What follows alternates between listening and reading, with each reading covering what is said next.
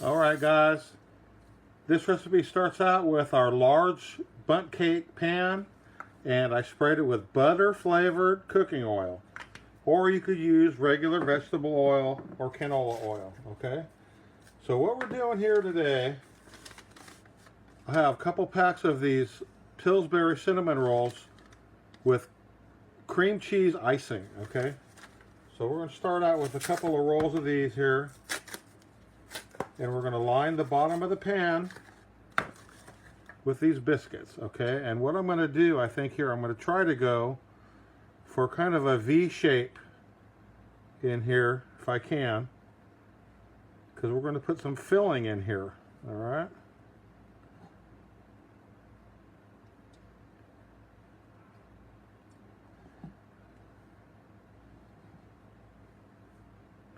I think we're going to use 2 rolls of these in here. I'm just going to kind of get them set down in there, and then I'm going to squish them around into the shape that I want afterwards. Okay, got a couple more here. Had a few different ideas to do this, but I think this bundt pan is going to be a good idea here. Okay.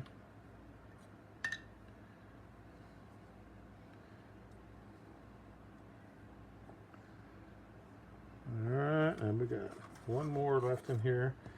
And as you can see here, the little cream cheese icing comes in a little cup there.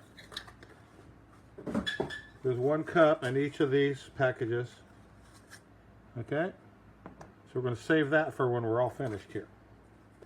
And as you can see here, I just went ahead and I smashed the biscuits to the sides of the pan on the inside and on the outside, so that way it's like a little bowl shape inside here. Okay, so now we're going to throw these in the oven and bake them 375 degrees for 15 minutes.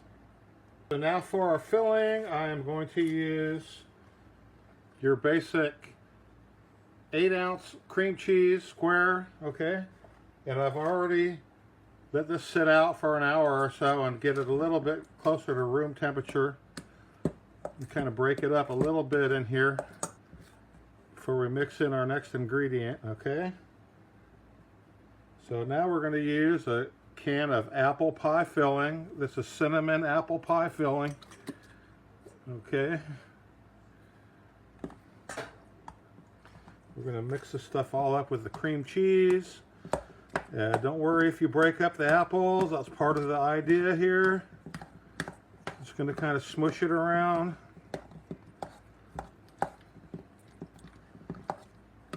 I was thinking about using the mixer, but I think this is going to be a little better, just to chop them up into chunks instead of whip it all up into a mushy batter. Okay, yeah, that's probably going to be good there. All right, let's wait for our cinnamon biscuits to come out of the oven, and then we're going to throw that in next. Hot out of the oven here. And as you can see, they're about 80% cooked, and that's what I want, because I'm going to throw them in the oven a little bit longer. But yeah, they got all puffed up, and they're browned on the outside, and I'm sure they're browned on the bottom. So now we're going to take our apple pie cream cheese filling, and we're going to put this all inside here on top of the... So we'll put all this filling on top of our cinnamon biscuits here.